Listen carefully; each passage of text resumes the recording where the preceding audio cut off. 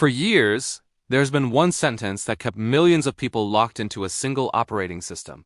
And that sentence was simple. I need Windows because my apps only run on Windows. It didn't matter how stable Linux was. It didn't matter how fast it felt on older hardware. It didn't matter how customizable, secure, or open it was.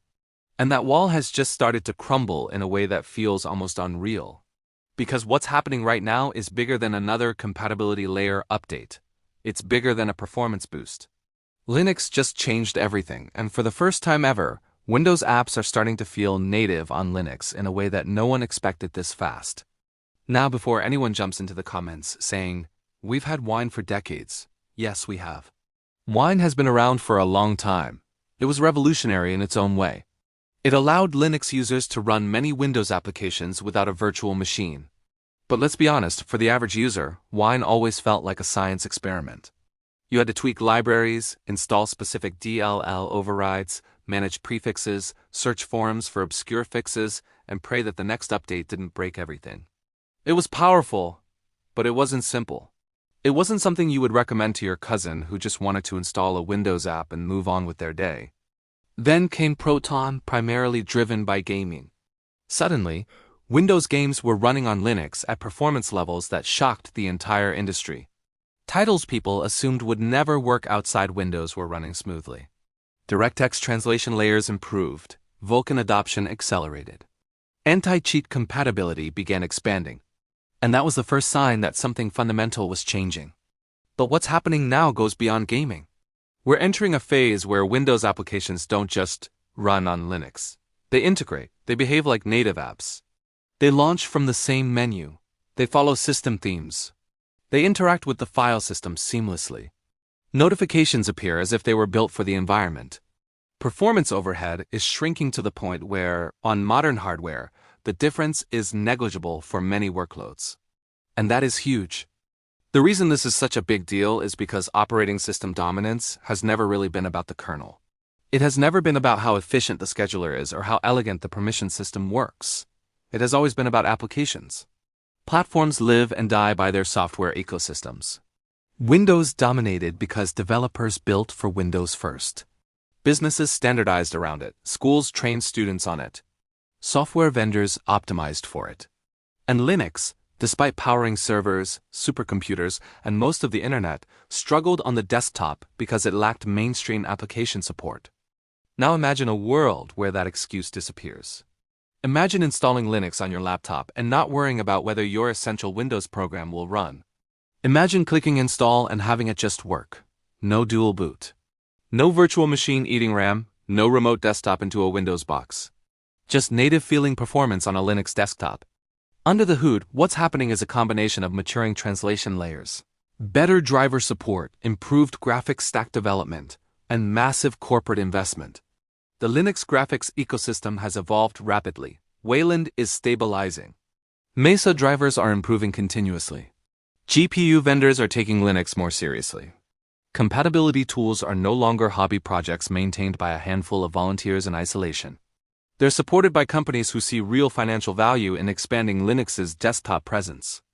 One of the most important psychological shifts is that Linux is no longer seen as a fringe hobbyist system. It's in Chromebooks. It's in developer laptops. It's in enterprise environments. It's the backbone of cloud infrastructure. Developers are increasingly comfortable targeting cross-platform frameworks. Many Windows apps today are not deeply tied to the Windows kernel in the way legacy applications were 20 years ago. At the same time, translation layers have become smarter. Instead of brute-forcing compatibility, modern tools translate system calls efficiently. DirectX calls convert to Vulkan with remarkable accuracy. System libraries are mapped cleanly. Memory management translation has improved. And because Linux often has lower background resource consumption, some applications even feel faster despite the translation layer. For content creators, this could be transformative. For years, video editors, graphic designers, and music producers cited one or two must-have Windows tools as the reason they couldn't switch. But with increasing compatibility, the barrier is shrinking. Some proprietary applications already run well through compatibility layers. Others are being replaced by web-based alternatives. And in some cases, developers are quietly working on better cross-platform support because they see Linux's user base growing. For businesses, this changes cost calculations. If a company can deploy Linux across its hardware fleet without sacrificing critical Windows-only software, licensing costs drop, security posture improves, system stability increases, hardware lifespan extends. Linux's ability to run efficiently on older machines means organizations can stretch their budgets further. And when Windows apps operate smoothly on Linux, the risk of transition decreases dramatically. There's also a geopolitical and economic dimension to this shift. Governments and institutions around the world have shown interest in reducing dependence on a single foreign vendor for core infrastructure. Linux, being open source, provides transparency and control. If Windows application compatibility is no longer a deal-breaker, adoption conversations accelerate. Performance benchmarks are starting to surprise people. Applications that once lagged or crashed now launch quickly and run for hours without issues. Updates to compatibility layers roll out regularly. Community databases track which applications work flawlessly and which need tweaks. The knowledge base has matured. Troubleshooting is easier. Installation tools have become more user-friendly. Another factor is hardware evolution. Modern CPUs are so powerful that the overhead of translation layers is often trivial for productivity software. For gaming, GPU translation used to be the main hurdle, but Vulkan's efficiency has narrowed that gap dramatically. And as developers optimize specifically for these compatibility environments, performance continues to improve. In the past, compatibility improvements felt incremental and isolated. Now they feel coordinated. The open-source ecosystem is collaborating at a scale that accelerates progress. Developers working on drivers, graphics stacks, compatibility layers, and desktop environments are pushing in complementary directions. A new generation is growing up more comfortable with alternative operating systems. They use Android, which is Linux-based. They use Mac OS, which differs significantly from Windows. If the practical lock-in of software compatibility disappears, switching becomes far less intimidating. Linux's permission model and open-source transparency appeal to privacy-conscious users. Running Windows applications in a compatibility layer rather than the full Windows OS can reduce certain attack surfaces. For developers themselves, this is empowering.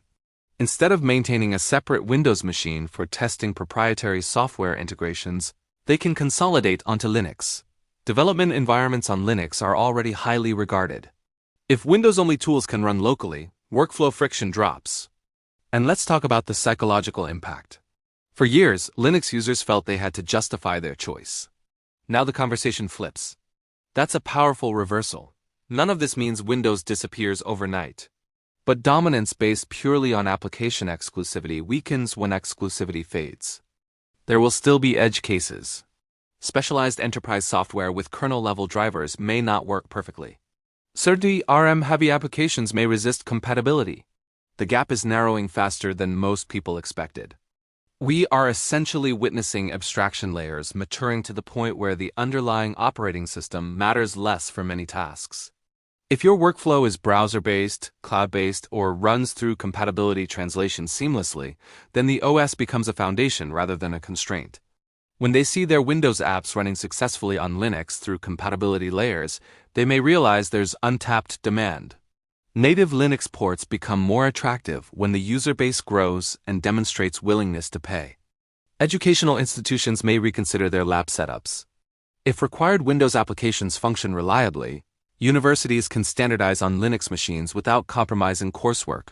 The ripple effects extend to hardware manufacturers. Better hardware support makes Linux more appealing. More users join. Compatibility layers improve further.